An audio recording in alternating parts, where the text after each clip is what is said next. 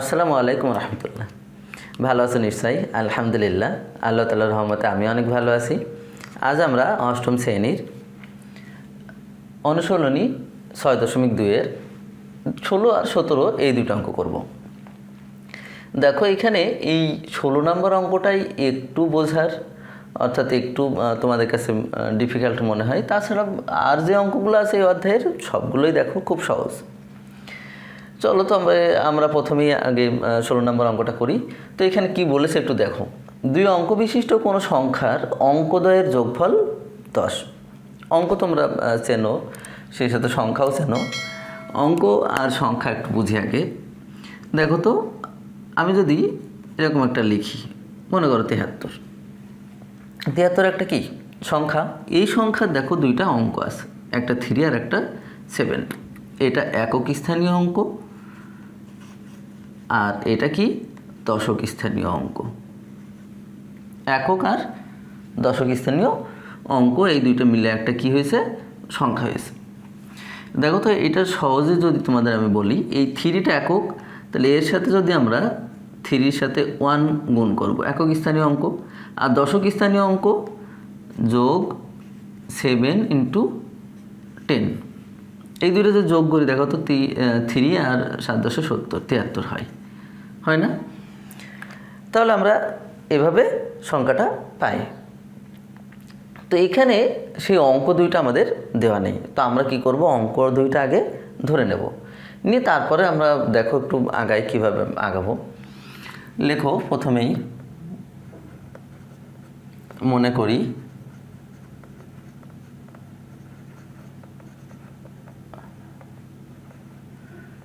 একক স্থানীয়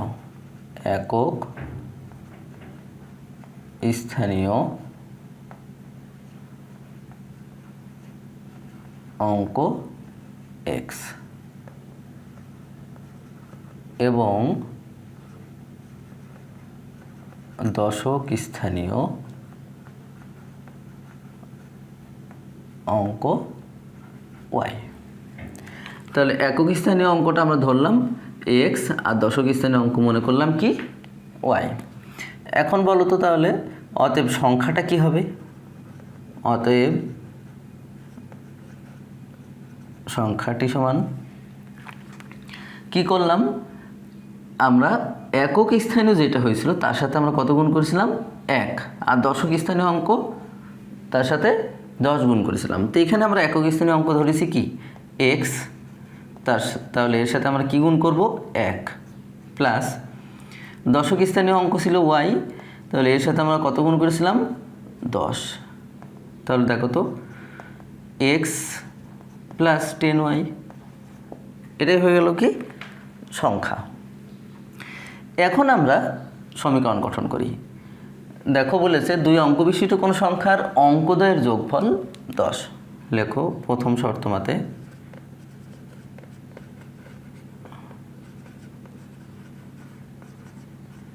বা প্রশ্ন মতে, যাই হোক লিখতে পারো, যোগফল x + y সমান কত, 10। এটা আমরা 1 নম্বর ইকুয়েশন দিই। আবার বলেছে বিয়োগফল 4 হলে। লেখো দ্বিতীয় প্রশ্ন মতে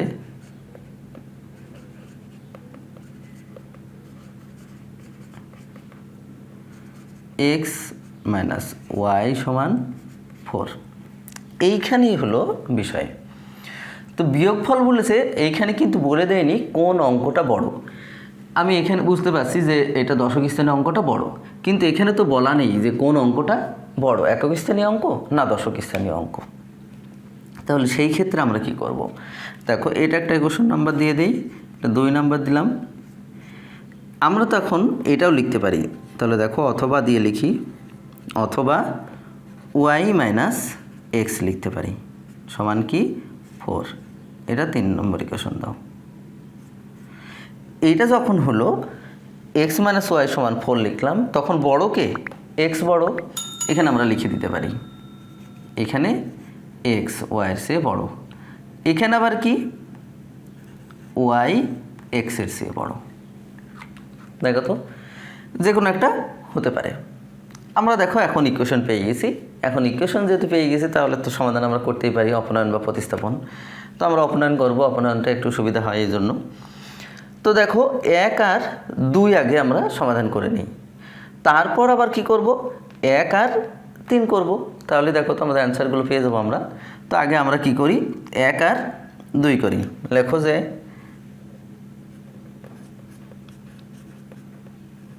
1 নং ও 2 নং সমীকরণ যোগ করি।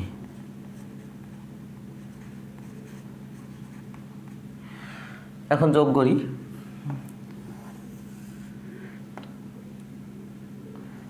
x প্লাস ওয়াই সমান 10, x মাইনাস ওয়াই সমান 4। দেখো তো ওয়াই ওয়াই কেটে যাবে, তাহলে 2x সমান 14 বা x সমান 7। x এর মান 1 নং সমীকরণে বসাই। 1 নং সমীকরণে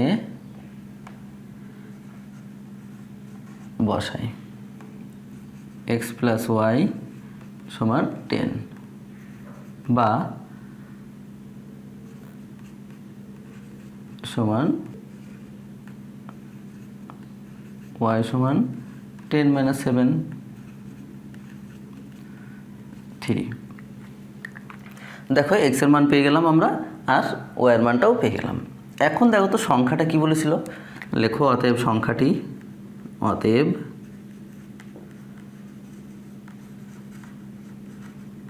সংখ্যাটি সমান কি ছিল x প্লাস 10y। আমরা এখানে মানটা বসাই। x এর মান কত ছিল 7 প্লাস 10 ইন্টু 3, 3 10 30 আর 7 37। দেখো তো সংখ্যাটা পেয়ে গেলাম না আমরা। দেখো খুব সহজে একটা সংখ্যা পেয়ে গেলাম, কিন্তু এখানে আরেকটা ইকুয়েশন ছিল আমাদের। তাহলে এই সমীকরণটা নিয়েও এখন কাজ করব। তাহলে এখন কি করব, আবার সেম প্রসেসে আমরা কি করব 1 আর 3 নিয়ে কাজ করব। তাহলে আমরা কি করব যে এটা, অর্থাৎ এখানে তো কোনটা বড় আর কোনটা ছোট সেটা আমাদের বলা ছিল না, সেই জন্যই দেখো আমাদের এই ঝামেলাটা হয়েছে। যদি বলা থাকতো তাহলে তার কোনো অসুবিধা হতো না, যে একক স্থানীয় বড় বা দশক স্থানীয় বড়, এরকম বলা থাকলে আর কোনো অসুবিধাই ছিল না। তো এখন আবার কি করি আমরা 1 আর 3 নিয়ে কাজ করি। লেখো তাহলে 1 নং ও 3 নং সমীকরণ। যেহেতু আমরা 2 নং নিয়ে করলাম, তাহলে এখন কি করব 1 আর 3 নং সমীকরণ। 3 নং সমীকরণ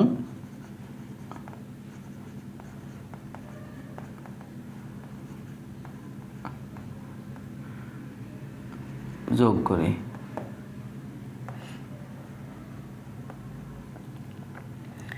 x প্লাস ওয়াই সমান কি ছিল 10, আর একটা কি ছিল y মাইনাস x সমান 4।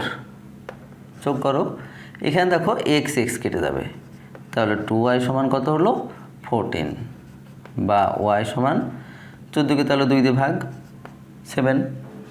এখন y এর মানটা যে কোনো একটা সমীকরণে বসাই। y এর মান আমরা 1 নং সমীকরণে বসাই। y এর মান 1 নং সমীকরণে, 1 নং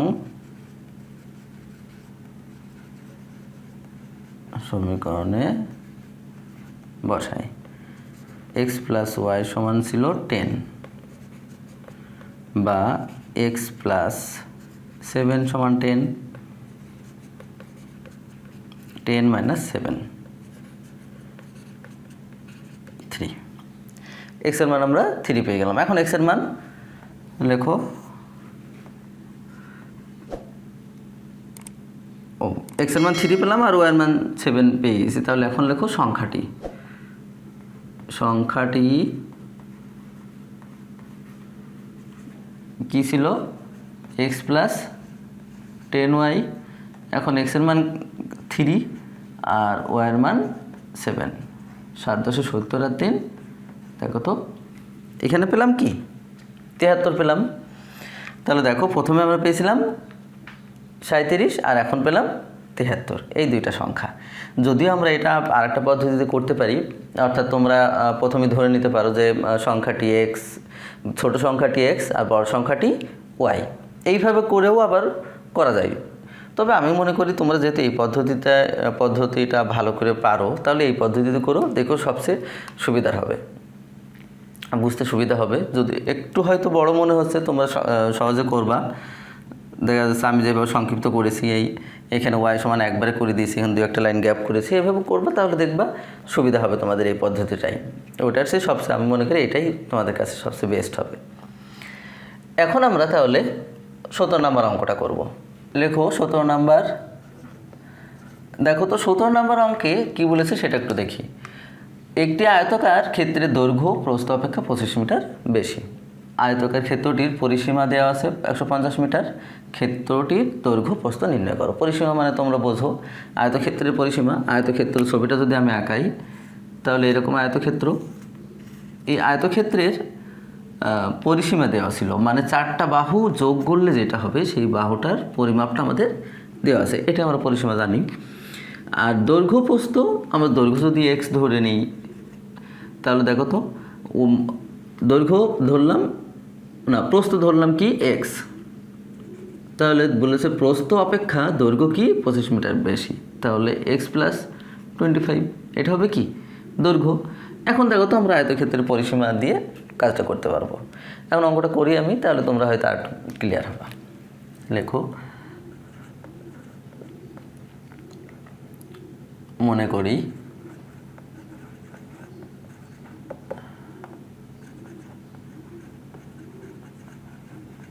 আয়তকার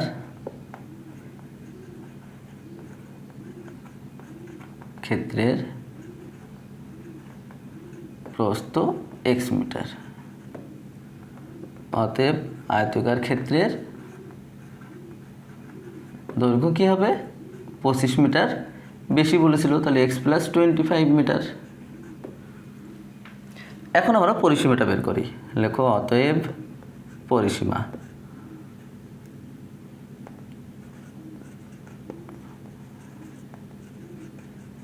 কারণ পরিসীমাটা দেওয়া ছিল, এটা দিয়ে আমরা কাজ করতে পারবো, এই জন্য পরিসীমা আমরা বের করে নিই। তাহলে আমরা কি জানি, আয়তক্ষেত্র পরিসীমা সমান 2 ইন্টু দৈর্ঘ্য যোগ প্রস্থ। তাহলে 2 দৈর্ঘ্য কত ছিল এক্স প্লাস 25 প্লাস প্রস্থ ছিল এক্স। যেহেতু আমরা একক ইউজ করবো এখানে, লেখো এটা একক, আর এখানে আমরা মিটার একক ধরেছিলাম, তাহলে এখানে মিটার লেখো। তাহলে এটা কি হবে 2 ইন্টু 2x প্লাস 25 মিটার, গুণ করে দেই 4x প্লাস 50 মিটার। দেখো তো এটা আমরা পরিসীমা পেলাম। এখন আমরা দেখো পরিসীমা দেওয়া ছিল কত 150 মিটার, এটাও পরিসীমা দেওয়া ছিল, আর আমরা পরিসীমা বের করলাম 4x প্লাস 50। এখন তাহলে প্রশ্ন মতো লিখতে পারি। লেখো, প্রশ্ন মতে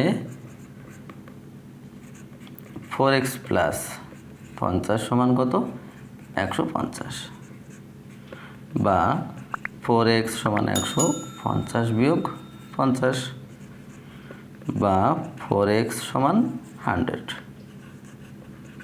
x সমান 100 ভাগ 4, বা x সমান কি তাহলে 25।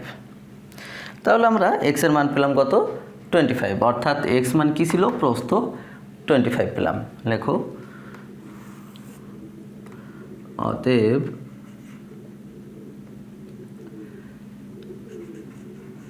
আয়তক্ষেত্রের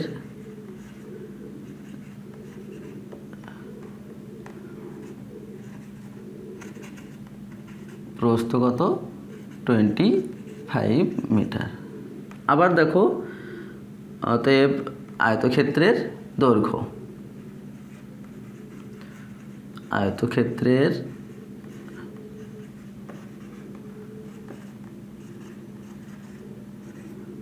দৈর্ঘ্য কত 25 প্লাস 25 মিটার সমান কত? 50 মিটার। তাহলে দেখো তো, এটাই উত্তর। লেখো, সুতরাং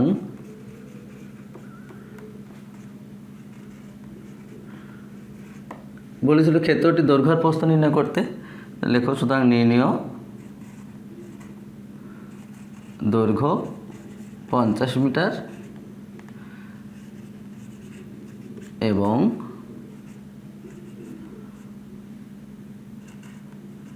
প্রস্থ 25 মিটার।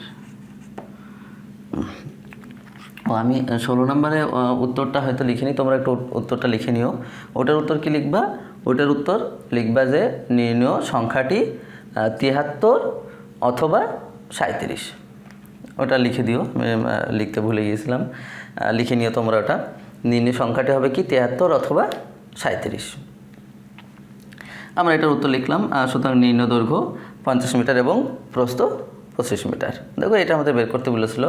আশা করি তোমাদের বুঝতে কোনো অসুবিধা হয়নি। আর বুঝতে অসুবিধা হলে অবশ্যই আমাদের কমেন্টস বক্সে জানাবা, চেষ্টা করব সমস্যাগুলো সমাধান করার। আজকে তাহলে এই পর্যন্তই। ভালো থেকে সবার। পরবর্তী পর্ব দেখার আমন্ত্রণ রইল। আসসালামু আলাইকুম ওয়া রাহমাতুল্লাহ।